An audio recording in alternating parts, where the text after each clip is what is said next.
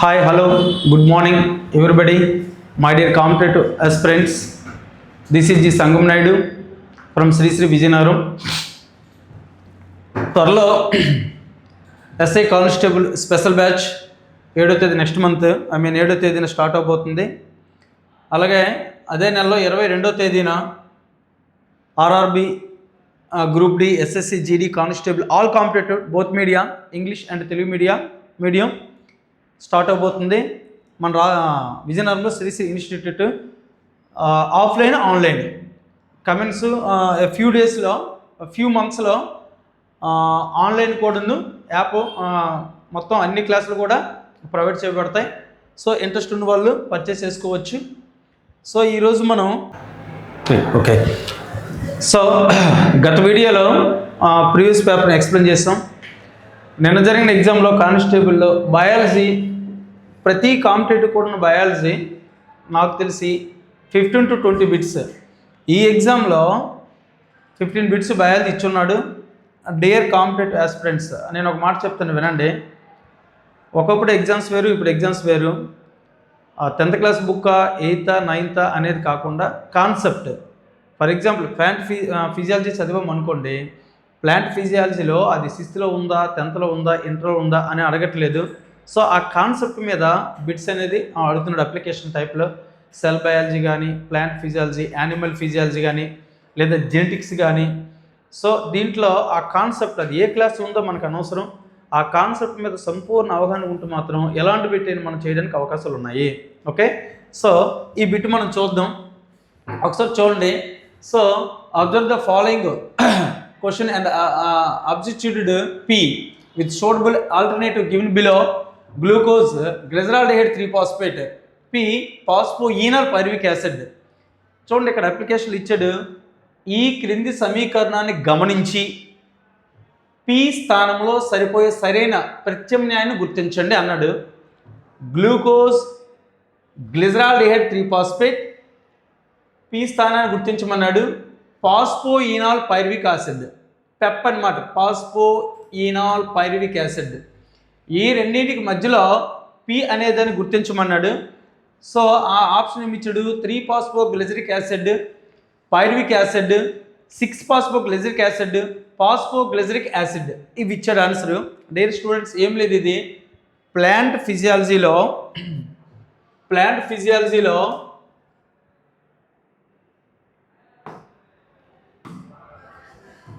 మనకి cell రెస్పిరేషన్లోని 3 topics ఉంటాయి. ఏం లేదు, ఒకసారి చూడండి. ఈ బిట్ మీరే ఆన్సర్ చేద్దరు. ఫర్ ఎగ్జాంపుల్ మనం భోజనం చేస్తాం అనుకోండి, డైజెస్ట్ సిస్టమ్ జరుగుద్ది. డైజెస్ట్ సిస్టమ్ ద్వారా మనకి బ్లడ్లోకి గ్లూకోజ్ వస్తుంది అనమాట, C6H12O6. At the same time photosynthesis ద్వారా ప్లాంట్స్ గ్లూకోజ్ని ప్రిపేర్ చేసుకుంటాయి. ఎక్కడ? లీవ్స్లో, పత్రాల్లో కిరణజన్య సమీకరణ ద్వారా గ్లూకోజ్ని ప్రిపేర్ చేస్తాయి. ఆ పత్రాల్లో ఉండే గ్లూకోజ్ నుంచి శక్తి రావాలంటే సెల్స్లోకి గ్లూకోజ్ వెళ్ళాలి. ప్లాంట్స్లోని సెల్స్లో గ్లూకోజ్ వెళ్ళాలంటే అక్కడ పోషక కణజాలం ఉపయోగపడదు. అదే మనలో అయితే బ్లడ్లో గ్లూకోజ్, ఇగోండి ఇది ఒక సెల్ అనుకోండి, ఫర్ ఎగ్జాంపుల్ ఇది ఒక సెల్. ఈ సెల్స్లో గ్లూకోజ్ ఎంటర్ అవ్వాలంటే ఇన్సులిన్ అనే హార్మోన్ ఉపయోగపడుతుంది. ఆ ఇన్సులిన్ ఏం చేస్తుంది? గ్లూకోజ్ని ఇగోండి C6H12O6 ఈ గ్లూకోజ్ని ఈ సైటోప్లాజంలోనికి, సెల్ ఫ్లూయిడ్, సెల్ కణద్రవ్యం అంటారు, ఆ కణద్రవ్యంలో పంపించేస్తుంది. సో ఇక్కడ మీకు తెలిసి న్యూక్లియస్ ఉంటుంది, ఇది మైటోకాండ్రియా. చూడండి, సెల్ బయాలజీ నుంచి ఈ ఎగ్జామ్లో 2 క్వశ్చన్స్ ఇచ్చాడు, డైరెక్ట్గా 2 క్వశ్చన్లు ఇచ్చాడు. ఇప్పుడు ఈ గ్లూకోజ్ ఇందులోకి వచ్చింది. ఇప్పుడు ఈ గ్లూకోజ్ ఏమవుద్ది? బ్రేక్ డౌన్ అవుద్ది అనమాట. ఈ గ్లూకోజ్ అనేది బ్రేక్ అవుద్ది, అంటే విచ్ఛిన్నం అవుద్ది. అలా విచ్ఛిన్నం అవ్వడాన్ని గ్లూకోజ్ని గ్లైకాలసిస్, గ్లూకోజ్ విచ్ఛిన్నం చెందుట. ఇలా విచ్ఛిన్నం అవుతుందనే ప్రక్రియను 3 శాస్త్రవేత్తలు కనుగొన్నారు, ఎంబడన్, మేయర్, పార్థన్. అందుకు వీటిని ఏమంటారంటే ఈఎంపి పాత్వే, ఈఎంపి పదం అని కూడా అంటారు. ఇప్పుడు ఈ గ్లూకోజ్ విచ్ఛిన్నం చెంది, చూడండి, ఒక గ్లూకోజ్ విచ్ఛిన్నం చెంది దేనిగా ఏర్పడుతుందంటే గ్లూకోజ్, లేదంటే గ్లూకోజ్ విచ్ఛిన్నం చెంది ఫ్రక్టోజ్ 6-phosphate ఏర్పడుతుంది. ఇలా ఏర్పడడానికి ఒక ఏటీపీ అనేది అవసరము, ఖర్చు అవుద్ది, బయటికి ఏడీపీ రిలీజ్ అవుద్ది. ఇది రెగ్యులర్ క్లాస్లో మనం చెప్పుకున్నాం డెప్త్గా. ఇప్పుడు ఈ గ్లూకోజ్ 6-ఫాస్ఫేట్ అనేది దేనిగా మారుతుందంటే 1,6-బై ఫాస్ఫేట్ 1,6-బిస్ఫాస్ఫేట్ అనమాట, బిస్ఫాస్ఫేట్గా మారుతుంది. ఈ 1,6-బిస్ఫాస్ఫేట్ అనేది మళ్ళీ రెండుగా విడిపోద్ది. రెండుగా విడిపోయి 1,3-బై-గ్లిజరాల్డిహైడ్ ఫాస్ఫేట్ 1,3-బిస్ఫోగ్లిజరాల్డిహైడ్ ఫాస్ఫేట్గా మారుతుంది. ఈ 1,3-బిస్ఫోగ్లిజరాల్డిహైడ్ ఫాస్ఫేట్ అనేది 3-ఫాస్ఫోగ్లిజరాల్డిహైడ్ గాను, ఆ తర్వాత 2-ఫాస్ఫోగ్లిజరాల్డిహైడ్ గాను, ఆ తర్వాత పెప్ పాస్ఫోఈనాల్ పైరువిక్ ఆమ్లం గాను, ఈ పెప్ లాస్ట్కి పైరువిక్ యాసిడ్గా మారుతుంది. ఓకేనా, సేమ్ ఈ యొక్క యువతలో కూడా ఇలాగే జరిగి లాస్ట్కి పైరువిక్ యాసిడ్ అనేది ఏర్పడుతుంది. ఓకేనా, ఇలా ఏర్పడినప్పుడు ఇందులో నుంచి 2 ఏటీపీలు రిలీజ్ అవుతాయి, ఇందులో 2 ఏటీపీలు, 2 NADHలు రిలీజ్ అవుతాయి, ఇందులో 2 NADPHలు రిలీజ్ అవుతాయి. ఒక NADPH = 3 ఏటీపీలకు సమానము. 2 NADPHలు కాబట్టి 2 3 6 ఏటీపీలు, ఇక్కడ 6. ఓకేనా, మొత్తం అంటే ఇక్కడ ఒక NADPH 3, ఇక్కడ 3. సో 3 2 5 ఇటు 10 అవుతాయి. ఇక్కడ ఖర్చుకి 2 8 మిగిలితే పక్కన పెట్టండి. ఇది రెగ్యులర్ క్లాస్లో డెప్త్కి చదువుతాం. ఇప్పుడు క్వశ్చన్ ఏమిటంటే చూడండి, ఇక్కడ సో పి స్థానంలో సరిపోయే సరైన ప్రత్యామ్నాయాన్ని గుర్తించండి అన్నాడు. గ్లూకోజ్ గ్లిజరాల్డిహైడ్ 3-ఫాస్ఫేట్కి చూడండి 3-ఫాస్ఫోగ్లిజరిక్ ఆసిడ్ లేదా గ్లిజరాల్డిహైడ్ 3-ఫాస్ఫేట్కి అండ్ 3-ఫాస్ఫోగ్లిజరిక్ ఆమ్లము అన్నాడు. చూడండి 3-ఫాస్ఫోగ్లిజరిక్ ఆమ్లము పి స్థానం అనమాట. పి స్థానాన్ని గుర్తించమన్నాడు. ఎక్కడెక్కడ పాస్పోయినాల్ పైరువిక్ ఆమ్లానికి. చూడండి గ్లిజరాల్డిహైడ్ 3-ఫాస్ఫేట్కి పాస్పోయినాల్ పైరువిక్ ఆమ్లానికి మధ్యలో పి స్థానంలో ఏముంది అని అడిగాడు. చూడండి, సో గ్లిజరాల్డిహైడ్ 3-ఫాస్ఫేట్కి పెప్ అనమాట, పాస్పోయినాల్ పైరువిక్ ఆమ్లానికి మధ్యలో ఉండేది 3-ఫాస్ఫోగ్లిజరిక్ యాసిడ్. 3-ఫాస్ఫో అనేది 2-ఫాస్ఫోగ్లిజరిక్ యాసిడ్గా మారుతుంది, ఆ తర్వాత పెప్పగా మారుతుంది. ఈ పెప్పకి ఈ దీనికి మధ్యలో ఏముందంటే 3-ఫాస్ఫోగ్లిజరిక్ ఆమ్లము. సో ఆన్సర్ అనేది ఇది రైట్ అవుతుంది అనమాట. ఓకేనా, ఇది ఆ తర్వాత ఈ పైరువిక్ యాసిడ్ అనేది మైటోకాండ్రియా మ్యాట్రిక్స్లోకి ఎంటర్ అయ్యి ఒక పైరువిక్ యాసిడ్ 14 ఏటీపీలు ఏర్పరుస్తుంది. అది మైటోకాండ్రియా మ్యాట్రిక్స్లో జరుగుతుందని సర్హాన్స్ క్రెబ్స్ అనే శాస్త్రవేత్త కనుగొన్నాడు. దీన్ని క్రెబ్స్ సైకిల్ అన్నాడు. ఇందులో 14 ఏటీపీస్, మళ్ళీ ఈ పైరువిక్ ఆమ్లం మైటోకాండ్రియా మ్యాట్రిక్స్లో 14 ఎంత అంటే 28 ప్లస్ అదొకటి 36 ఏటీపీ, అంటే ఒక గ్లూకోజ్ నుంచి 36 ఏటీపీస్ అనేవి ఫామ్ అవుతాయి. ఇది సెల్ రెస్పిరేషన్లో ప్లాంట్ అండ్ యానిమల్లో ఒక మేజర్ టాపిక్ అనమాట. వెరీ వెరీ ఇంపార్టెంట్ అనమాట. ఓకేనా, సో ఈ విధంగా మనం చూస్ చేసుకున్నట్లయితే ఈరోజు ఈ బిట్ అడిగాడు, రేపు ఇంకోటి అడగొచ్చు. ఓకేనా, సో ఇది ఆన్సర్ 3-ఫాస్ఫోగ్లిజరిక్ ఆమ్లము. 3-ఫాస్ఫోగ్లిజరిక్ ఆమ్లము. సో ఇది ఎక్కడ జరుగుతుందంటే గ్లైకాలిసిస్లో ఓన్లీ కణద్రవ్యంలో జరుగుతుంది అనమాట. సో కణద్రవ్యంలో గ్లైకాలిసిస్ జరుగుతుంది. దీన్ని కనుగొన్న శాస్త్రవేత్తలు 3 కాబట్టి దీన్ని ఎమ్డన్, మేయర్, పార్థన్, అందుకు దీనికి ఇంకో పేరు ఈఎంపి పాత్వే అని కూడా అంటారు. ఓకేనా, సో ఇది ది కరెక్ట్ ఆన్సర్ అనమాట. ఓకే, నెక్స్ట్ బిట్ చూద్దాం. చూడండి, ఈ క్రింది వల్ల తప్పుగా జతపరిచిన దాన్ని గుర్తించండి అన్నాడు. ఓకేనా, సో ఇప్పుడు చూడండి, ప్లసెంటా జరాయువు తల్లి గర్భాశయంలో బేబీ ఉండేటప్పుడు ప్లసెంట్ అనేది 12th వీక్ 12వ వారం ఏర్పడుతుంది. ఆ జరాయువే తల్లి గర్భాశయంలో పిండానికి రక్షణ ఇస్తుంది అనమాట, పోషక పదార్థాలను సప్లై చేస్తారు. రైటే. తర్వాత గర్భాశయము యోనిలోకి తెరుచుకుంటాను అన్నాడు. సో ఇది స్త్రీల యొక్క గర్భాశయము. ఆ గర్భాశయం తర్వాత ఉండేది ఏది యోనిలోకి తెరుచుకుంటుంది, లేదా యోని అనేది దేంట్లో తెరుచుకుంటుంది అంటే గర్భాశయంలో తెరుచుకుంటుంది. సో ఇది కూడా రైటే. నెక్స్ట్ పిండము తర్వాత దశలో భ్రూణంగా మారుతుంది. సో పిండం అనేది ఫస్ట్ ఎంబ్రియో జైగోటు, ఆ జైగోట్ అనేది పిండము, ఆ తర్వాత అనేక రకాలు విభజించింది, మార్యులా, బ్లాస్ట్లా, ఆ తర్వాత భ్రూణంగా 3 నెలల పిండాన్ని భ్రూణం అంటే 3 months. ఓకేనా, సో ఇది కూడా రైటే. సో 3 రైట్ కాబట్టి ఏమడిగాడు, తప్పుగా జతపడుతుందని గుర్తించండి అన్నాడు. అండవాహికలు పిండ స్థాపన జరిగే స్థలము, ఇది తప్పు అనమాట. అండవాహికలు అంటే ఓన్లీ అండానికి ఓన్లీ ఒక శాక్స్ అనమాట అవి, కానీ పిండ స్థాపన జరిగే స్థలము ఎండోమెట్రీ. సో ఇప్పుడు ఇది ఫెలోపియన్ ట్యూబ్, సో ఇక్కడ ఫింబ్రేస్ ఉంటాయి, ఇక్కడ వావరీస్ ఉంటాయి, ఇక్కడ నుంచి అండం అనేది ఇక్కడికి వస్తుంది. ఫలదీకరణ సమయంలో స్పెర్మ్ సెల్ ఇలాగొచ్చి ఇక్కడ ఫలదీకరణ జరుగుతుంది. ఈ ఫలదీకరణ జరిగిన సంయుక్త బీజం అనేది అలాగా అనేక విభజన చెంది ఈ యొక్క గర్భాశయంలో లోపల ఇలా అంటుకుంటుంది అనమాట. ఇలా అంటుకునే ఇంప్లాంటేషన్, పిండ ప్రతిస్థాపన, ఇంప్లాంటేషన్ అంటారు. ఓకేనా. కాబట్టి ఇంప్లాంటేషన్కి ఈ గర్భాశయంలో ఎండోమెట్రియం అనేది ఉపయోగపడుతుంది. కాబట్టి సో ప్రతిస్థాపన జరిగే స్థలం అనేది తప్పు. ఓకేనా.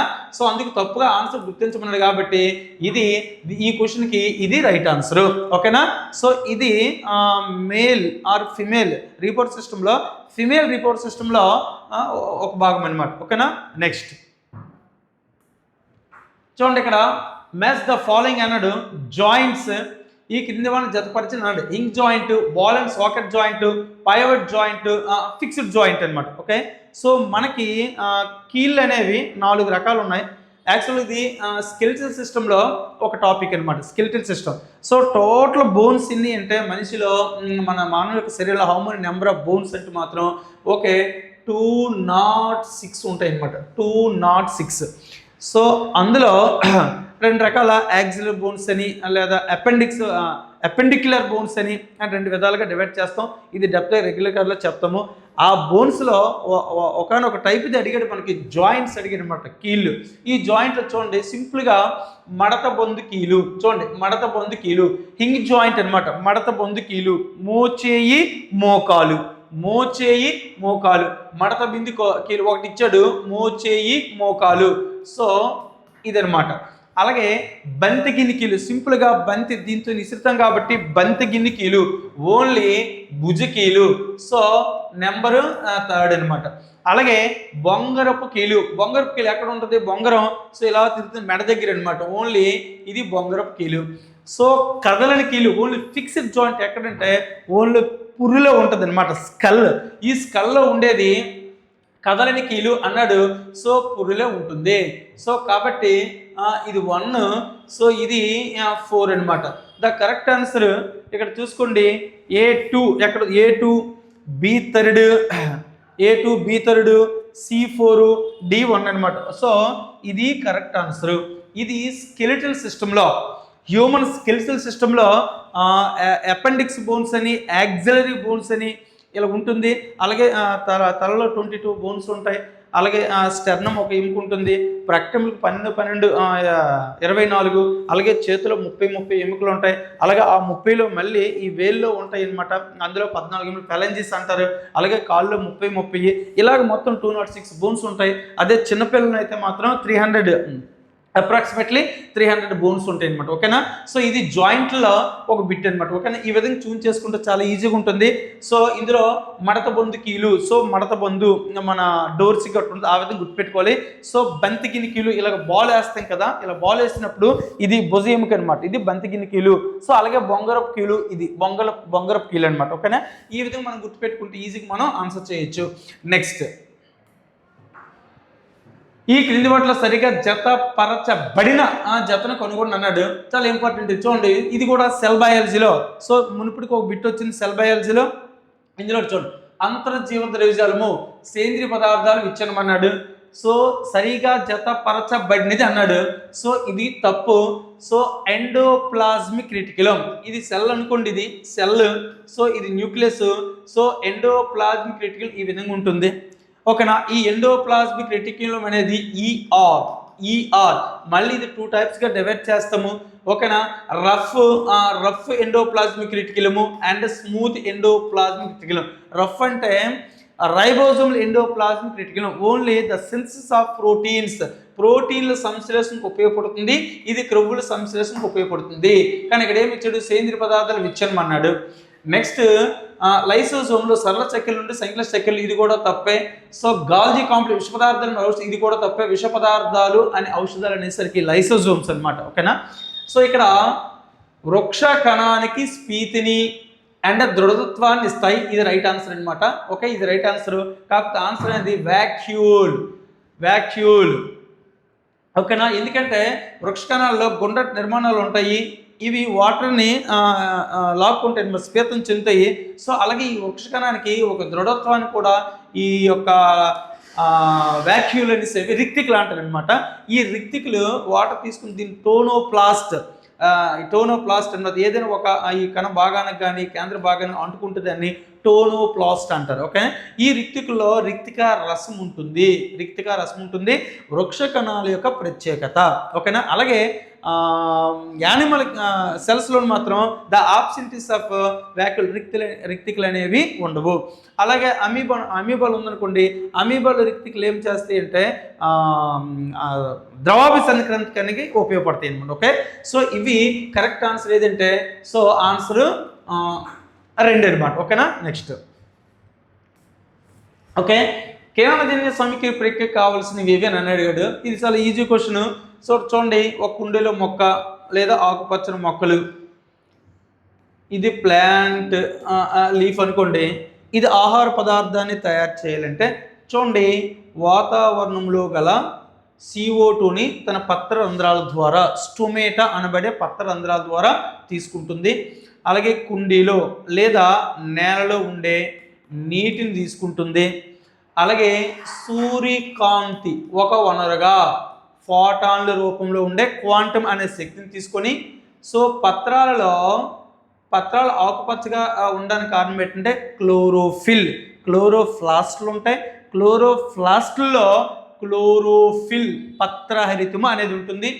ఈ పత్రహరిత సమక్షంలో కార్బన్ డైఆక్సైడ్ని, నీటిని ఉపయోగించుకొని సూర్యకాంతి సమక్షంలో ఆహారాన్ని తయారు చేయడాన్ని ఫోటోసింథసిస్, కిరణజన్య సంయోగ క్రియ అంటారు. అందుకు ఆకుల్లో ఆహారాన్ని నిల్వ చేసే భాగాలు ఏమంటే ఆ మొక్కల్లో సో పత్రాలు దేని సమక్షంలో ఆహారం తయారు చేసుకుంటుంటే క్లోరోఫ్లాస్టులు, హరిత రేణువులు. అందుకు kitchen houses of the cell అని ఒకసారి బిట్ అడిగాడు. Kitchen houses of the cell అని దేన్ని అంటారంటే క్లోరోప్లాస్టులు. Power houses of the cell దేన్ని అంటారంటే మైటోకాండ్రియాలు. So very important. ఇందులో చూడండి, కాంతి ఒకటి కావాలి, పత్రహరితం ఒకటి కావాలి, నీరు, కార్బన్ డైఆక్సైడ్. కరెక్ట్ ఆన్సర్ అనేది ఇదనమాట. సో ఫస్ట్ది కాంతి, పత్రంతో ఓకే, నీరు ఓకే, ఆక్సిజన్ అనేది విడుదలవుతుంది, మొక్కకు అవసరం లేదు డే టైంలో. కిరణజన్య సమీకరణ జరగాలంటే కార్బన్ డైఆక్సైడ్ కావాలి, సో ఇది తప్పు. అలాగే కాంతి, ఇది కూడా ఆక్సిజన్ ఉంది కాబట్టి తప్పు. సో ఆక్సిజన్ అన్ని కూడా తప్పు. ఓకే, ఆకుపచ్చని మొక్కలు ఆహారాన్ని తయారు చేసుకోవాలంటే ఫోటోసింథసిస్ జరగాలి. ఫోటోసింథసిస్ జరగాలంటే కొన్ని ఫ్యాక్టర్స్ అనేది అవసరము, కారకాలు అవసరము. అందులో నీరు అనేది one of the factor, carbon dioxide, light and క్లోరోప్లాస్ట్లో క్లోరోఫిల్ ఉంటుంది. ఇది that is the process of photosynthesis. ఓకేనా, నెక్స్ట్ బిట్ చూడండి. So beans and pea plants have an Q characteristics known as P because ఎందుకంటే Q of these plant contents are here P, Q and R respectively అన్నాడు.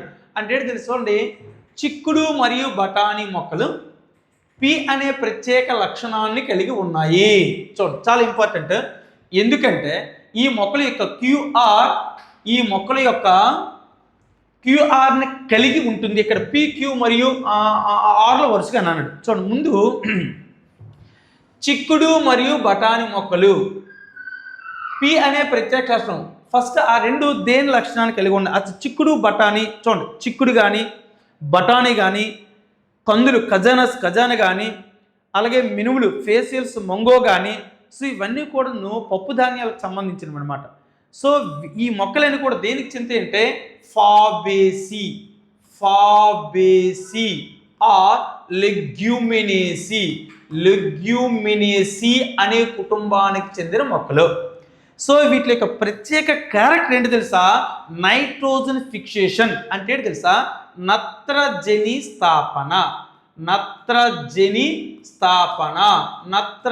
స్థాపన. ఇది first.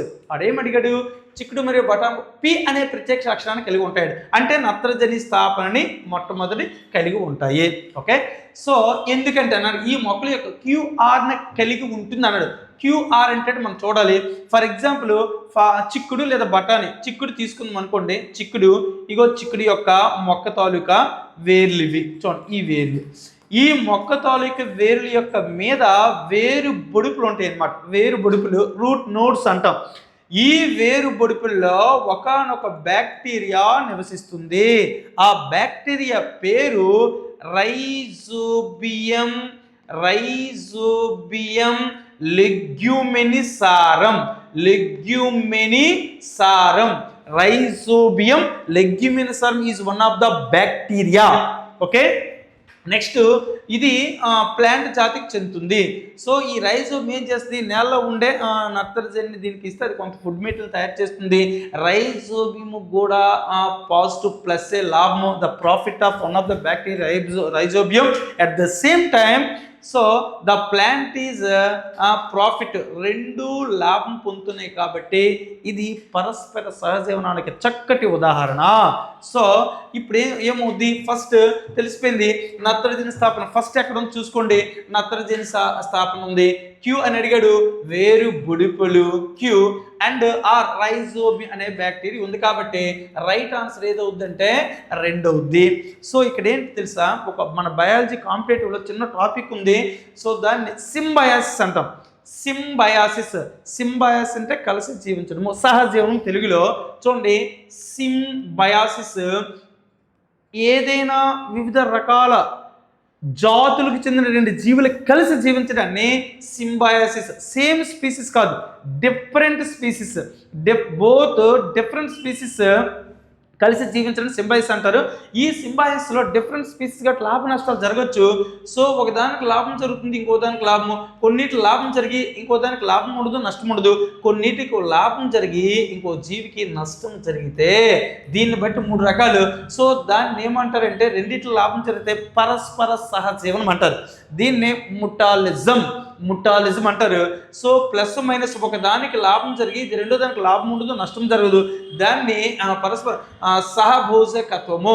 ఒకదానికి లాభం జరిగి రెండో దానికి నష్టం జరిగితే పరాన్న జీవన పారాసైటిజం అంటారు. సో దీనికి బెస్ట్ ఎగ్జాంపుల్ ఏంటంటే వేరు జాతులు కాబట్టి ఇది బఠానీ లేదా చిక్కుడు ప్లాంట్ జాతికి చెందుతుంది, రైజో బ్యాక్టీరియా వేరే జాతికి. 2 కలిసి జీవించే 2 లాభమే. ఓకేనా?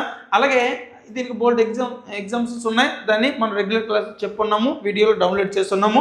సో దేనికి ఉదాహరణ అంటే సింబయాసిస్ పరస్పర సహజీవనం లేదా అన్యోన్యాశ్రయ సహజీవనానికి ఉదాహరణ. ఓకేనా? Next bit. ఓకేనా? చూడండి, ఇది వెరీ ఇంపార్టెంట్. ఇంతకు ముందు ఇచ్చున్నాడు కానీ ఇంత డెప్త్గా అనుకోలేదు, కానీ మంచి బిట్ ఇచ్చాడు. కానీ మ్యాథ్స్ ఎంత సబ్జెక్ట్ ఉంది, ఇందులో తప్పు చేయడానికి అవకాశాలు ఉంటాయి.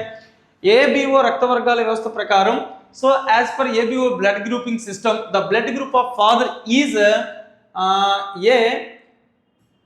ఏ మరియు నెక్స్ట్ జనరేషన్ జన్మించిన బిడ్డ యొక్క రక్తవర్గం ఓ పాజిటివ్ అయితే వారి యొక్క వరుసగా జీనోటైప్ ఎలా ఉండవచ్చు అని అడిగాడు. సింపుల్గా చూడండి, ముందు ఫీనోటైపు జీనోటైప్ మనకు తెలిస్తే ఈజీగా ఆన్సర్ చేయొచ్చు. మనకి ఫీనోటైప్ అంటే దృశ్య రూపం అంటారు, జీనోటైప్ అంటే జన్యు రూపము. చూడండి, దృశ్య రూపము ఫీనోటైప్ అంటే దృశ్య రూపము A group, B group, AB group, O group. ఓకేనా? జీనోటైప్కి చూడండి, అంటే జన్యు రూపము ఏకి మనం చూడండి I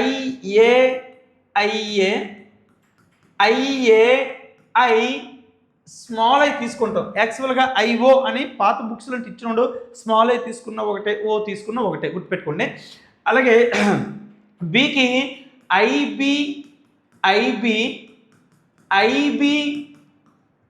I small I. ఏబికి antigens ఉంటాయి, ఏబిలో యాంటీబాడీస్ ఉండవు కాబట్టి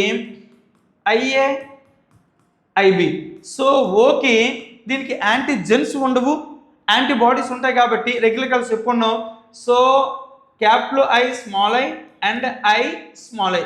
ఇప్పుడు చూడండి, phenotype 1 2 3 4 blood. How many number of blood groups only for phenotype అంటే మాత్రం 4 రాయాలి.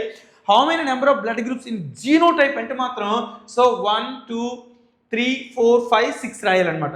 ఇప్పుడు క్వశ్చన్ ఇలాగా ఫీనోటైప్ జీనోటైప్ తెలిసింది కాబట్టి వాడు క్వశ్చన్ ఏమి ఇచ్చాడు, తండ్రి రక్తవర్గం బి. ఎప్పుడు కూడా మనం క్రాస్ చేసినప్పుడు ఆన్సర్ అవ్వాలంటే ఏ తీసుకున్నట్లయితే చివరి ఈ 2 తీసుకోవాలి, బి తీసుకున్నట్లయితే ఈ 2 తీసుకోవాలి. ఇది బి, ఇది ఏబికి అయితే ఇదే. ఎందుకనేది రెగ్యులర్ క్లాస్లో మనం చెప్పుకున్నాం, టైం వేస్ట్ అవుద్ది. ఓకే, బి తీసుకుందాం. ఫస్ట్ బి తీసుకుందాం. బి కాబట్టి స్మాల్ ఐ. నెక్స్ట్ బి తల్లి రక్త వర్గము ఏ అన్నాడు, ఏ పాజిటివ్ అన్నాడు, ముందు తీసుకుందాం ఐఏ స్మాల్ ఐ. ఓకేనా, ఈ రెండు అనమాట. ఓకేనా, సో జన్మించిన బిడ్డ యొక్క రక్త వర్గం ఓ పాజిటివ్ అయితే అన్నాడు. దీన్ని క్రాస్ చేయండి, సింపుల్గా చూడండి, దీన్ని క్రాస్ చేయండి, ఇగో ఇలా క్రాస్ చేయండి. దీనికి దీనికి ఐఏ ఐబి, ఐబి ఐఏ ఏది తీసుకుని పర్లేదు. మళ్ళీ దీనికి ఇగోండి స్మాల్ ఐకి ఐబి స్మాల్ ఐ, మళ్ళీ దీనికి దీనికి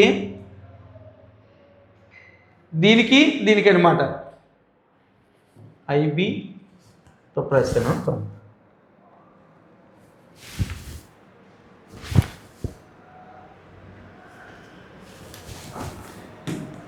ఐబి ఐ. ఓకేనా, ఐ అనమాట. Okay, IA I. ఓకేనా, సో ఐబి ఒకసారి 1 minute, సారీ చూడండి. సో ఫస్ట్ తండ్రి వర్గం బి అన్నాడు కదా, బి చూడండి ఐబి తీసుకోవాలి, ఏ కదా క్రాస్ చేయండి ఐఏ ఐ. ఓకేనా, సింపుల్గా చూడండి ఐఏ ఐబి, దీనికి దీనికి మళ్ళీ దీనికి చూడండి, దీనికి ఐబి ఐ స్మాల్. దీంతో మూడుదని లేదు కాబట్టి మళ్ళీ దీనికి రాసేద్దాం. చూడండి IA I small I, IA I small I. ఓకేనా,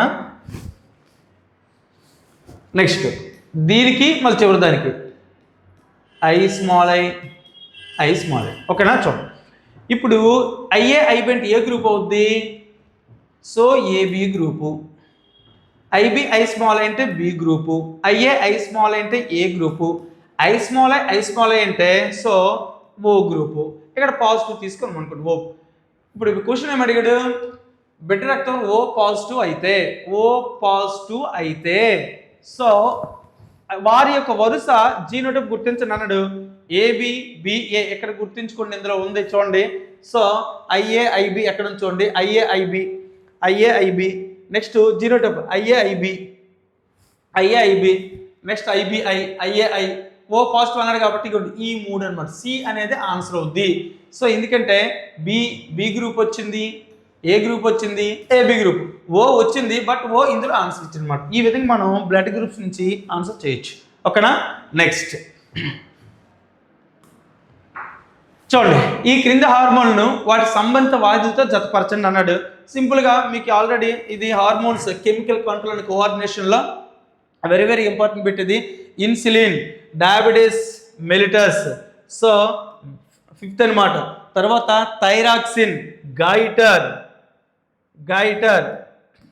నెక్స్ట్ కార్టికాయిడ్స్ అంటే ఎడ్రినల్ గ్లాండ్ అనమాట. ఎడ్రినల్ గ్లాండ్ అంటే కిడ్నీలో పైన టోపీ ఆకారంలో ఒక గ్రంథి ఉంటుంది, మూత్రపిండాల పైన టోపీ ఆకారంలో ఉండే గ్రంథి ఎడ్రినల్ గ్రంథి. దాని నుంచి కార్టికాయిడ్స్ అనేవి 3 రకాలు, glucose corticoids, mineral corticoids, sex corticoids release అవుతాయి. ఆ కార్టికాయిడ్స్ నుంచి దాటినే కార్టికాయిడ్స్ అంటారు. ఈ కార్టికాయిడ్స్ వలన ఎడిసన్స్ అనే డిసీజ్ వస్తుంది. సో ఒకటి. తర్వాత వృద్ధి హార్మోన్ అంటే పెరుగుదల హార్మోన్ జిఎస్హెచ్, ఎక్రోమెగాలి దాని యొక్క డిఫిషియన్సీ వలన యాక్రోమెగాలి అనే వ్యాధి వస్తుంది. ఓకేనా, ఇక్కడ చూడండి A5 ఎక్కడ ఉంది, A5 తర్వాత B4, A5 B4 ఆన్సర్ అనేది థర్డ్ ఆన్సర్ అనమాట. ఓకేనా, ఇది హార్మోన్స్ అనే లెసన్ సెకండరీ ఇంటర్లో 10th క్లాస్లో కూడా ఉంది. ఓకేనా, చూడండి ఇందులో ఇన్సులిన్ పాంక్రియాస్ క్లామగ్రంథి నుంచి రిలీజ్ అవుతుంది.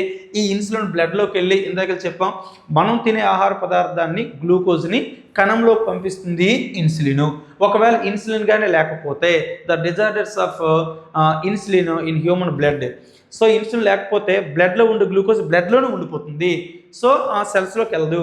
సో బ్లడ్లో గ్లూకోజ్ ఉండిపోతుంది కాబట్టి బ్లడ్లో గ్లూకోజ్ రెట్టింపు అయిపోద్ది. ఎవరి రక్తంలో అయితే బ్లడ్లో గ్లూకోజ్ ఎక్కువగా ఉంటుందో వాళ్ళకి వచ్చే వ్యాధి షుగర్ వ్యాధి. ఆ షుగర్ వ్యాధిని డయాబెటస్ మెలిటస్ అంటారు అనమాట. మెలిటస్. ఓకేనా, సో ఈ విధంగా చూన్ చేసుకుంటే సో మనం బిట్ ఈజీగా పెట్టచ్చు. ఓకేనా, నెక్స్ట్ చూడండి ఇక్కడ వైరల్ ఇన్ఫెక్షన్స్ వైరస్ సోకినప్పుడు సమయంలో ఒక కణం ద్వారా ఉత్పత్తి చేయబడి ఇతర కణాలను తదుపరి ఇన్ఫెక్షన్ నుంచి రక్షించగల పదార్థం ఏది అన్నాడు. సెరటోనినా, కొలెస్ట్రమా, ఇంటర్ఫెరాన్సా ఇష్టమైన అని అన్నాడు. ఏమి లేదు చూడండి, ఇది ఇమ్యూనాలజీలో ఒక టాపిక్ అంటాడు. ఇమ్యూనిటీ అనేసరికి అది ఎక్కడుందో మనకు అనవసరం. ఇమ్యూనాలజీలో మన ఇమ్యూనాలజీ అనేది వ్యాధి నిరోధక శక్తి ఇమ్యూనిటీ అంటాం. ఈ ఇమ్యూనిటీలో అనేక రకాల సోల్జర్స్ మన బాడీలో అడాప్ట్ అయ్యి ఉంటాయి. For example first line of defence అని, సెకండ్ లైన్ ఆఫ్ డిఫెన్స్ అని, థర్డ్ లైన్ ఆఫ్ డిఫెన్స్ అని, అలాగే సెల్స్ ఆఫ్ ఇమ్యూనిటీ అని, అలాగే ఆర్గాన్స్ ఆఫ్ ఇమ్యూనిటీ అని, మాలిక్యులర్స్ ఆఫ్ ఇమ్యూనిటీ అని అండ్ డిఫరెంట్ టైప్లు వచ్చాయి అనమాట. అందులో మాలిక్యులర్ ఇమ్యూనిటీలో మాలిక్యులర్ అణువుల యొక్క వ్యాధి నిరోధకత అంటారనమాట. మాలిక్యులర్స్ ఆఫ్ ఇమ్యూనిటీలో ఫర్ ఎగ్జాంపుల్ ప్రోటీన్స్ ఉంటాయి అన్నమాట. ఇన్ కాంప్లిమెంటరీ ప్రోటీన్స్ అని ఉంటాయి. అలాగే సైటోకైనిన్స్ అని ఉంటాయి. అందులో ఇంటర్ఫెరాన్స్, ఇంటర్లుకిన్స్ అనే 2 రకాల సెల్స్ ఉంటాయి అన్నమాట. అది ఎలాగంటే ఫర్ ఎగ్జాంపుల్ చూడండి, మన బ్లడ్లోకి the contamination food and water, మనం తినే ఆహార పదార్థాల ద్వారా కానీ తాగే నీటి ద్వారా కానీ మన రక్తంలోనికి ఒక వైరస్ ప్రవేశించింది అనుకోండి. ఇది వైరస్, ఒక వైరస్ ఆర్ బ్యాక్టీరియా ప్రవేశించింది అనుకోండి, వెంటనే మన బాడీలో ఉండే బి సెల్స్ అన్నమాట, బి లింఫోసైట్స్ అనేవి చూస్తాయి. ఈ బి లింఫోసైట్స్ పైన మార్కర్స్ ఉంటాయి అన్నమాట. సో మార్కర్స్ ఏమంటే ఫర్ ఎగ్జాంపుల్ ఈ మార్కర్స్ని దాన్ని ఏమంటారంటే ఎంహెచ్సి అనకూడదు, ఎంహెచ్సి 1 ఉండొచ్చు, ఎంహెచ్సి 2 ఉండొచ్చు. మేజర్ హిస్టో కంపాటిబిలిటీ అంటారు.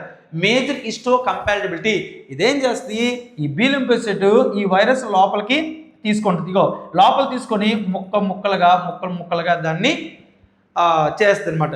ఈ ముక్కలు ఈ యొక్క రిసెప్టార్స్ దగ్గరికి వస్తాయి. ఇగో ఈ రిసెప్టార్ దగ్గరికి వచ్చి ఎప్పుడైతే వచ్చాయో ఈ పక్కనే టీహెచ్సి అనే సెల్స్ కూడా ఉంటాయి, టీ హెల్పర్ సెల్స్.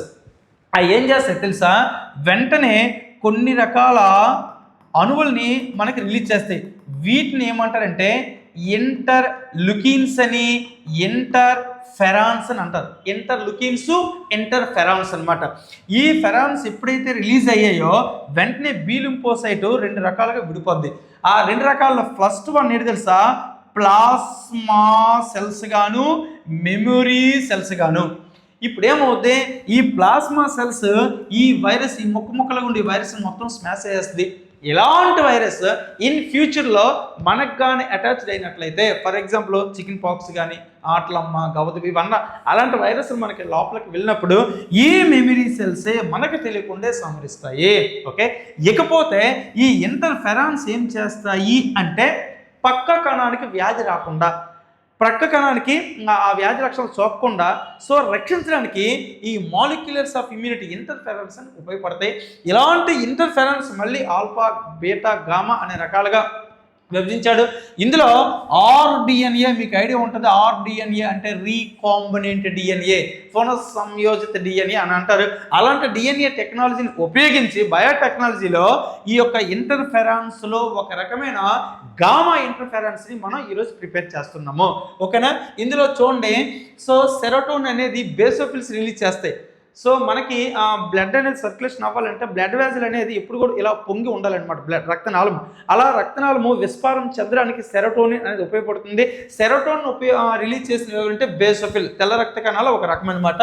సో ఇది కాదు ఆన్సర్. అలాగే cholesterol is one of the immunity. అప్పుడు తల్లి గర్భాశయం నుంచి బేబీ రిలీజ్ అయిన తర్వాత ఆ 3 days పాలు అంటాం కదా, చనుబాలు, ఆ పాల్లో ఉండేది కొలెస్ట్రాల్. పుట్టే బేబీకి వెరీ వెరీ ఇంపార్టెంట్ అనమాట. సో దీనికి ఆన్సర్ అయితే ఇది కాదు. అలాగే హిస్టమైన్, ఇది కూడా బేసోఫిల్ రిలీజ్ చేస్తాయి. తెల్ల రక్త కణాలు ఒక రకమైన వైట్ బ్లడ్ సెల్స్ అనమాట. వైట్ బ్లడ్స్లో బేసోఫిల్స్ ఏం చేస్తాయి, హిస్టమైన్, బ్రాడికైనిన్, సెరోటోనిన్, మౌస్ట్ కణాలు ఇలాంటివి రిలీజ్ చేస్తాయి. మౌస్ట్ కణాలు ఏం చేస్తాయి, హెపారిన్ అనే ఒక పదార్థం రిలీజ్ చేస్తాయి. ఆ హెపారిన్ వల్ల ఈరోజు మన రక్తం అనేది శరీరంలో బ్లడ్ క్లాట్ అవ్వకుండా ఉపయోగపడుతుంది. సో ఈ 3 కాదు, ఏమంటారు, వైరల్ ఇన్ఫెక్షన్ సమయంలో సోకినప్పుడు ఒక కణం ద్వారా ఉత్పత్తి చేయబడి ఈ టీహెచ్ సెల్స్ ద్వారా ఉత్పత్తి చేయబడిన ఇతర కణాలతో ఇన్ఫెక్షన్ రక్షించగల పదార్థం ఏదన్నాడు, ఇంటర్ఫెరాన్స్. వెరీ వెరీ మాలిక్యులార్స్ ఆఫ్ ఇమ్యూనిటీలో ఒక భాగము ఇంటర్ఫెరాన్స్. ఓకేనా? సో ఇంటర్లుకిన్స్, ఇంటర్ఫెరాన్స్ అనే 2 రకాలు ఉంటాయి. ఆ ఇంటర్ఫెరాన్స్ అనేవి ఉపయోగపడతాయి. ఈ ఇంటర్ఫెరాన్స్ లో మళ్ళీ 3 రకాలు ఉంటాయి: ఆల్ఫా, బీటా, గామా. సో ఈ గామావి ఆర్డిఎన్ఏ టెక్నాలజీ ద్వారా తయారు చేస్తున్నారు. సో క్యాన్సర్ కణాల నుంచి కూడా రక్షించుకునే కెపాసిటీ ఈ ఇంటర్ఫెరాన్స్ అనేది ఉంటుంది. ఓకేనా? Thank you. Next bit. Okay, so ఈ క్రింది జాబితాలను అధ్యయనం చేయండి అన్నాడు. చూడండి, G1, G0, S, G2 నీరు అన్నాడు. ఇక్కడ సెల్ బయాలజీలో చూడండి, సెల్ బయాలజీలో కణజీవ శాస్త్రంలో సెల్ డివిజన్ అనే టాపిక్ ఉంది. కణ విభజన. ఆ కణ విభజనలో 2 మైటోసిస్, మియోసిస్. సమ విభజన, క్షయకరణ విభజన. సమ విభజన అంటే ఒక కణం 2, 4, 8, 16 అలాగా శారీరక కణాలలో గాయమైంది అనుకోండి, ఆ గాయం మానడానికి ఉపయోగపడే విభజన ఏదంటే సమ విభజన. అలాగే సెక్సువల్ కణాలలో, లైంగిక కణాలలో జరిగే విభజన క్షయకరణ విభజన, అనగా క్రోమోజోములు సగానికి రెట్టింపు అవుట. ఫర్ ఎగ్జాంపుల్, ఒక మగవాళ్ళ క్రోమోజోములు 46, స్త్రీలలో 46. సో ఇద్దరుకి పుట్టే బిడ్డల్లో 92 అవ్వాలి కదా. అంటే ఈ 46లో రిడక్షన్ స్టేజ్ జరిగి క్షయకరణ విభజన జరిగి 23 క్రోమోజోములు గల స్పెర్మ్ సెల్, 23 క్రోమోజోములకు సగం జరిగి 23 క్రోమోజోమ్ ఎగ్ సెల్ అలా ఏర్పడుతుంది. అది క్షయకరణ విభజన. ఏది ఏమైనా సంవిభజన జరగాలన్నా, క్షయకరణ విభజన జరగాలన్నా సెల్ డివిజన్ ఇంపార్టెంట్. ఆ సెల్ డివిజన్ జరగాలంటే ముందుగా జరిగే విభజన ఏదంటే అంతరదశ. ముందుగా జరిగే విభజన చూడండి, అంతరదశ. ఈ అంతర్దశని విరామ దశ అని కూడా అంటారు. సెల్ డివిజన్లో అతి ఎక్కువ కాలం జరిగే దశ అంతర్దశ. ఈ అంతర్దశలో మళ్ళీ 3 ఉన్నాయి. G1 గ్యాప్ 1 అంటాము, S అంటే సంశ్లేషణ, G2 అంటే గ్యాప్ 2 దశ. ఓకేనా? సో ఇందులో చూడండి, అలాగే సో RNA మరియు ప్రోటీన్ల సంశ్లేషణ G1లో జరుగుతుంది. చెప్తాను, G1లో జరుగుతుంది. అలాగే క్రోమాటిడ్ల ప్రతికృతి అనేది సో సంశ్లేషణలో జరుగుతుంది. అంటే తెలుసా? DNA సంశ్లేషణ, క్రోమాటిడ్ల ప్రతికృతి, DNA రెట్టింపు అవడం, ఇవన్నీ కూడాను సో ఇందులో జరుగుతాయి. అలాగే G2 అనేది సో క్రోమోజోములు రెట్టింపు దశ. G2 అనేది క్రోమోజోములు రెట్టింపు దశ. సో ఇది నీరు అనేది పోస్ట్ సెన్సిటివ్ సంశ్లేషణ అనంతరం జరుగుతుంది నీరు అనేది. ఓకేనా? G0 దశ ఏది అంటే 3rd వన్ ప్రశాంత దశ అంటారు. అంటే తెలుసా? ప్రశాంత దశ అంటే ఈ 3 దశలు జరిగిన తర్వాత సెల్ అనేది డివిజన్ జరగదు, కణ విభజన జరగదు. కణ విభజన జరగకపోతే మరి ఒక కణం 2గా అవుద్దంటే అవ్వదు. ఏ కణాలు అంటే ఫర్ ఎగ్జాంపుల్ నాడీ కణాలు. చూడండి, తల్లి గర్భాశయంలో ఉండేటప్పుడే నాడీ కణాలు ఎన్ని కావాలో అన్నీ విభజన చెందుతాయి. పుట్టేటప్పుడు నాడీ కణాల విభజన జరగదు. పుట్టినప్పుడు ఎన్ని నాడీ కణాలు న్యూరాన్స్ ఉన్నాయో చనిపోయినంత వరకు అన్ని న్యూరాన్స్ ఉండాలి. ఫర్ ఎగ్జాంపుల్ మధ్యలో కానీ ఈ చేతిలో న్యూరాన్స్ కొన్ని డెడ్ అయ్యి అనుకోండి, ఎందుకంటే డివిజన్ జరగదు కాబట్టి సో మనకి పెరాలసిస్ వచ్చేస్తుంది, పక్షవాతము. అలా సెల్ డివిజన్ అనేది జరగని దశ ఏదంటే సో G0 దశ, దాన్ని ప్రశాంత దశ అంటారు. న్యూరాన్స్లో ఎక్కువగా జరుగుతుంది. ఓకే, దీన్ని బట్టి ఆన్సర్ ఏ థర్డ్ ఎక్కడ చూడండి, ఏ థర్డ్ తర్వాత A2 ఎక్కడ చూడండి, A2, B2, అలాగే C1. ఓకే, సో ఆన్సర్ అనేది రైట్ ఆన్సర్ ఫస్ట్ అనమాట. ఇది సెల్ బయాలజీలో చూడండి, ఇక్కడ 3 బిట్లు మనకు తగిలాయి. సెల్ బయాలజీలో అక్కడ మైటోకాండ్రియా అది గ్లైకాల్సిన్ ఒకటి వచ్చింది, ఇక్కడ ఒకటి వచ్చింది అనమాట. ఓకేనా? సో వెరీ వెరీ ఇంపార్టెంట్ అనమాట. ఓకే, నెక్స్ట్ చూద్దాం. పతన సౌర వికరణంలో చూడండి, ఫోటోసింథటికల్లీ యాక్టివ్ రేడియేషన్ పార్ అంటారు. సో పార్ అంటే ఇంకేటి కాదు, ఫోటోసింథసిస్ యాక్టివ్ రేడియేషన్. షార్ట్కట్లో ఇన్సిడెంట్ సోలార్ రేడియేషన్ అన్నాడు. అంటే ఏంటి తెలుసా? పతన సౌర వికరణంలో కిరణజన్య క్రియాశీల వికరణం శాతం ఎంత అని అడిగారు. ఏమీ లేదు. చూడండి ఇక్కడ, సో ఇది ఎర్త్ అనుకోండి, జాగ్రత్త. ఇక్కడ ఆన్సర్లు ఏమి ఇచ్చాడు? Less than 50, 2 to 10%, 10%, less than 50% అని అన్నాడు. చూడండి, గ్రేటర్ దాన్ 50 లెస్ దాన్ అడిగారు. ఓకేనా. ఇక్కడ చూద్దాం ఈ బిట్ అనేది పతన సౌర వికరణంలో కిరణజన్య సమయ క్రియాశీల వికరణం శాతం ఎంత. ఏమి లేదు చూడండి, ఇది ఎర్త్ ఉంది అనుకోండి, ఇది సన్ నుంచి మొత్తం ఇలా మొత్తం కాంతి ఇలా పడుతుంది అనమాట. ఓకేనా. సో ఇప్పుడు మొత్తం కాంతి 100% అనుకోండి, 100% మొత్తం కాంతి 100% అనుకోండి. ఈ 100%లో 50% మాత్రమే ఈ భూమి మీద ఉండే సకల జీవరాశులన్నీ కూడా రిసీవ్ చేసుకుంటాయి 50%. రిమైన్ 50%ని ఈ అట్మాస్ఫియర్లో ఈ స్పేస్లో ఉండే అనేక రకాల వాయువులు, ధూళి రేణువులు, తర్వాత ఎక్స్రేస్, అనేక రకాల కిరణాలు అన్నీ కూడాను ఈ 50%ని ఫోకస్ చేసుకుంటాయి అనమాట. సో ఈ 50%లో చూడండి, ఈ 50%లో ఓన్లీ ప్లాంట్స్ ఫోటోసింథసిస్కు ఉపయోగపడిన కాంతి ఎంత అని అడిగితే మాత్రం చూడండి, ఈ 50%లో ఇందులోనే 2 to 10% మాత్రమే ఆహారానికి తయారు చేయడానికి ఉపయోగపడతాయి. ఓకేనా. అంటే ఇప్పుడు ఈ 2% అనేది 50 కంటే తక్కువ, ఎక్కువ అంటే 50 కంటే తక్కువ. అందుకు లెస్ దాన్ 50 అంటే ఇక్కడ ఏమడిగాడు, పతన సౌర వికరణంలో కిరణజన్య సంక్రియ క్రియాశీల వికరణ శాతం, క్రియాశీల అంటే ఆ 50% తక్కువ. అందుకు సో 2 to 4 అది ఇవ్వకూడదు. సో లెస్ దాన్ 50% అని అర్థం, 50 కంటే తక్కువ కాబట్టి ఇది ఆన్సరు.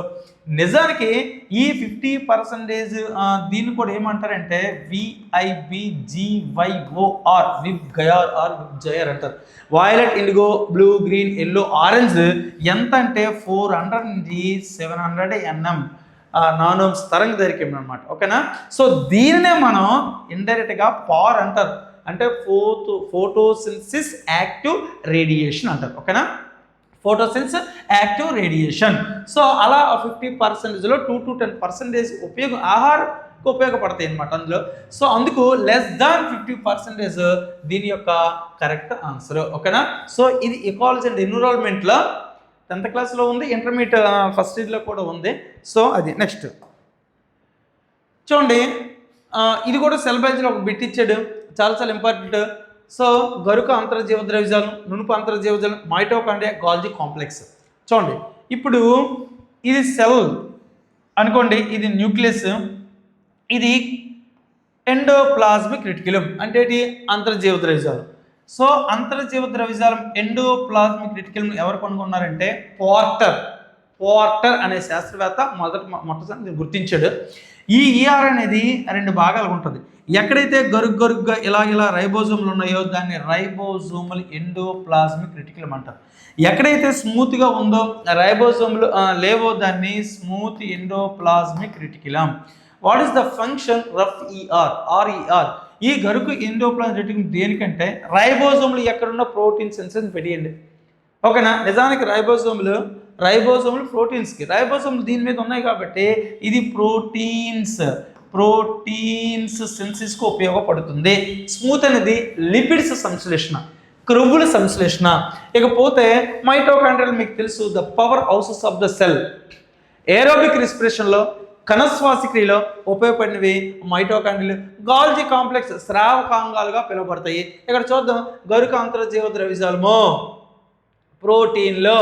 సో ఫస్ట్ వన్ నునుపు అంతర్జీవ ద్రవ్యజాలము లిపిడ్స్, థర్డ్ వన్ ఓకేనా మైటోకాండ్రియా వాయు సహిత శ్వాసక్రియ. సో సెకండ్ ప్రోటీన్ల సంశ్లేషణ. ఇక్కడ చూడండి, ప్రోటీన్ల సంశ్లేషణ 4 ఇది డైరెక్ట్గా ఇచ్చాడు. ఓకేనా 4 అనమాట. గాల్జీ గ్లైకోప్రోటీన్స్ అండ్ గాల్జీ కాంప్లెక్స్. ఆన్సర్ ఎక్కడ ఉందో చూడండి. సో A4 ఎక్కడ ఉంది? A4 okay, A4, B third, C2 and D. ఇది కరెక్ట్ ఆన్సర్ అనమాట. ఓకేనా. ఇది సెల్ బయాలజీలో ఇది ఒక బిట్ అడిగాడు. చూడండి, ఒకే ఎగ్జామ్లో సెల్ బయాలజీ నుంచి 3 బిట్స్ అడిగాడు అనమాట. Okay, very important. నెక్స్ట్ ఇది కోలం 1 కోలం 2తో జరపరచండి అని అన్నాడు. ఇది కూడా ముటేషన్లో సింబాయస్లో ఒకటి. సింబాయస్ అక్కడ రైజోమ్ గురించి ఇచ్చాడు. సో ఇక్కడ కూడా ఇచ్చాడు. జాగ్రత్తగా అండి. పూతిక ఆహారం, పరాన్నజీవనం, పారాసైటిజం ప్లస్ మైనస్ అన్నం, లైకెన్స్, మైక్రోరైజా శిలీంధ్రాలు, వేరులో నివసించే కొన్ని శిలీంధ్రాలను దాన్ని మైక్రోరైజా అంటారు. చూడండి ఇక్కడ లైకెన్స్ అనేసరికి శైవలాలు శిలీంధ్రాలు కలిసి జీవించడాన్ని లైకెన్లు అంటారు. సో ఫోర్త్ ఇది అనమాట. ఓకేనా. అలాగే వృక్ష వేర్లతో శిలీంధ్రాల సహజీవనం అన్నాడు మైకోరైజా.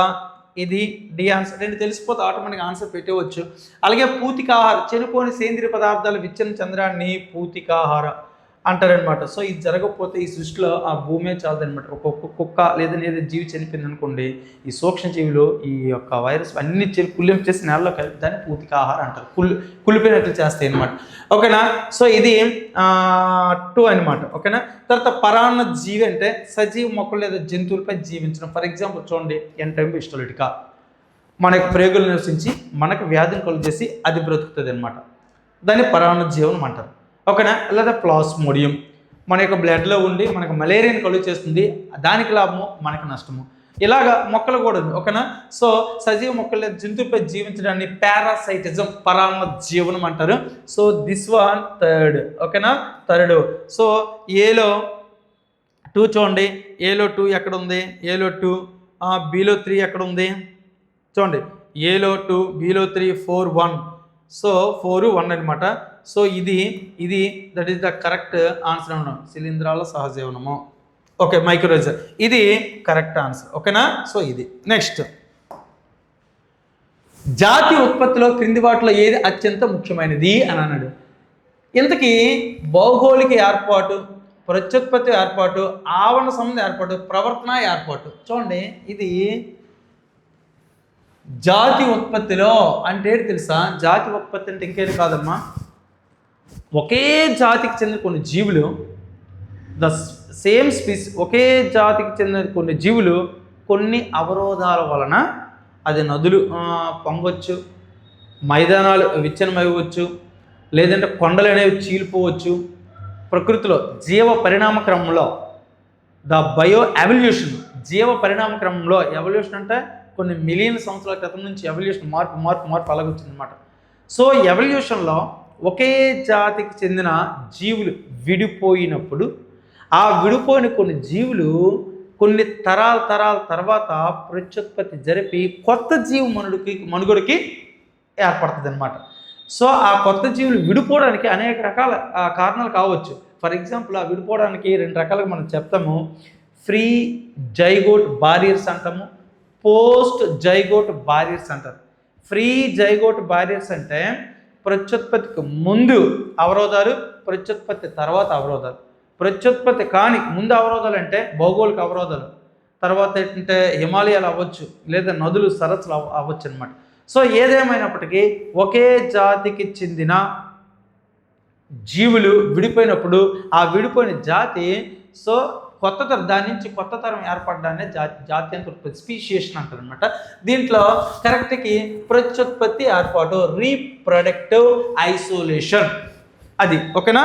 నెక్స్ట్ చూడండి, ఈ క్రింది ప్రశ్నలో ఏ నిశ్చితం ఏ మరియు హేతు ఆర్ అని 2 ప్రకటనలు ఇవ్వబడ్డాయి. దీనికి సరైన సమాధానం ఇచ్చేటప్పుడు ఈ క్రింది 4 ప్రతిస్పందనలో ఒకదాన్ని ఎంచుకోండి అన్నాడు. ఏం లేదు చూడండి, ఇక్కడ ఏ ఇచ్చాడు, ఒపారిన్ మరియు హాల్డేన్ ప్రకారము, ఈ ఇద్దరు శాస్త్రవేత్తల ప్రకారము మొదటి జీవరూపాలు ముందే ఉన్న నిర్జీవ సేంద్రియ అణువుల నుంచి ఉద్భవించి ఉండవచ్చు.